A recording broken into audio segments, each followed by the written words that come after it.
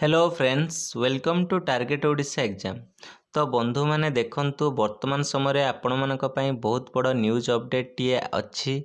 तो आपण माने जानते शिक्षा मंत्री सुधा मारांडी एवं पूर्वतन 5T सचिव बा वर्तमान समय कहि परिबा कि बीजेडी दलर टाणुआ नेता कहले अत्युक्ति हेब नै जे कि आपणकर रहिछंती 5T सचिव जहाको कहंती आपण भिके पांडियन सार। तो वर्तमान समय कनिष्ठ शिक्षक आशायी जो माने रहिछंती सेमानंकु सरकार सर्वप्रथम अशेष अशेष धन्यवाद देवी। सेमानंकर एत बड़ पदक्षेप जहाँ निष्पत्ति रही जहाँ कही कि से विषय आपण मानक जनइबी कम्प्लीटली भिडियोटी को देखिए तो आपण मैंने सबकि इनफर्मेशन पाइपर। देखु ओसेपा तरफ विज्ञप्ति जो प्रकाश पाइबा परे परीक्षा आपणकर बहुत जल्दी करागला। तो परीक्षा पिला माने ठीक भाव में प्रस्तुत करि पारि नथिले तापरे भी ओसेपार जो हठात परीक्षा निष्पत्ति पिला मन जानि नेले जे एते शीघ्र परीक्षा होची। तो रिजल्ट मध्य बहुत जल्दी आसीबो। तो मेरिट लिस्ट बहुत जल्दी आसीबो पब्लिश हेबो।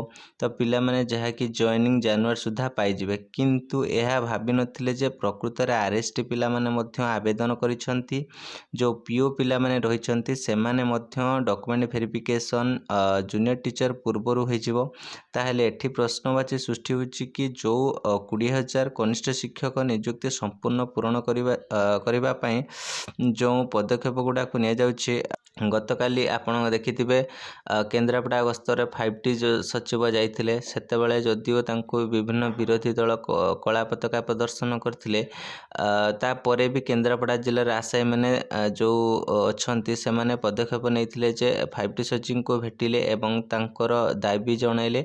दाबी कोन आपण मने मध्यम कहिबे सेही दाबी गुडा को जो जूनियर टीचर स्कीमेटिक रो 20,000 पदवी आछि कहिथिले जदि 93,000 पिला आवेदन करिसंती तथापि एनआईएस मैटर रे होई पारे कि आरएसटी मैटर रे पीओ रे हो कि से माने बाद देला परे जदि केवल आमर मात्र 20,000 पिला डीभी डका जाउछि ताहेले पाखापाखि आमर 10,000 पदवी पूरण हुए तो कष्ट हो पारे।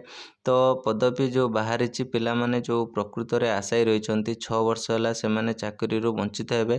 तेणु वर्तमान स्तर रे जो पदक्षेप नियाउछि आउ भेटा जाउछि प्रथमे कथा तो प्रथम कोन ना 20,000 पिला नियुक्ति संपूर्ण सारिया पई रहिछि। पुणी थर धन्यवाद देवी जे आमर जो 1.5 गुण कि 2 गुण पिला निया जाउछि।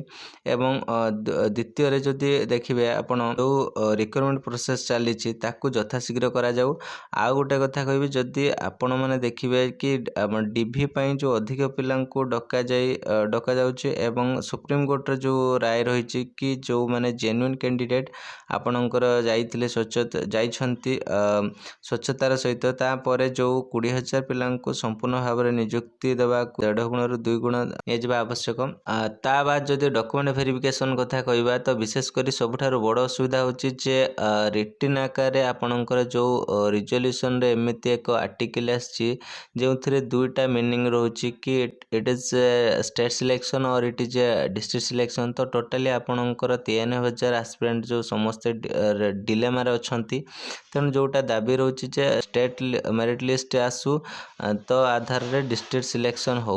तेणु ताहा मध्य कह जायछि जेमिति समस्त चाकरी पांतु केही भी हेले मध्य चाकरी वंचित होंतु नाही ता मध्य जणाइछंती। तापरे आपणकर सोशल मीडिया रे ट्वीट माध्यम रे भी जणाइथिला। पिला माने मध्य एबे भी ओसेपा गस्त करूछंती ता पूर्वरु आमे भी जाइथिलु ओसेपा किछि भी किंतु इन्फॉर्मेशन ठीक दउनाती। तेणु आजिर जो अभिनव प्रयास रहितला सीधा सड़क जाई सुधा मारांडी बारिपदा गस्तर हुंतु कि भिके पांडियन सर आमर केन्द्रापड़ा गस्तर हुंतु।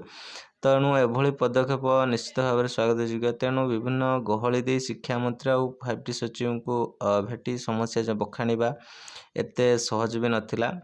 तो से नहीं ओसेपा को यथाशीघ्र गोटे रिजल्ट प्रकाश करने निर्देश देले। आउ गोटे कथा कहबी जो मैंने चक्रांत करुछंती कि देखंतु आपण केस करिबा कि स्टे करिबा कि असुविधा करिबा प्रकाश करिबा मु सेमानक कहबी एपरि करंतु नहीं। कारण आपण देखले यथाशीघ्र आमर प्रथम पर्यायर जेटीर जो नियुक्ति जो प्रथम पर्याय हबो ताकू सारिला परे जाइए आपणकर सेकेंड फेज जूनियर टीचर बाहर। तो बहुत शीघ्र या परे परे पुणी रिजल्ट बाहर जाऊँगी। तो वीडियोटा बहुत बड़ लेंदी हो गलानी। तो लेंदी हेले भी मुझे आपन को कंप्लीट इनफॉरमेशन दे पारी। तो लास्टली जो मैंने सब्सक्राइब करनी तो सब्सक्राइब कर दिंतु। धन्यवाद। जय जगन्नाथ, जय माँ समलेश्वरी।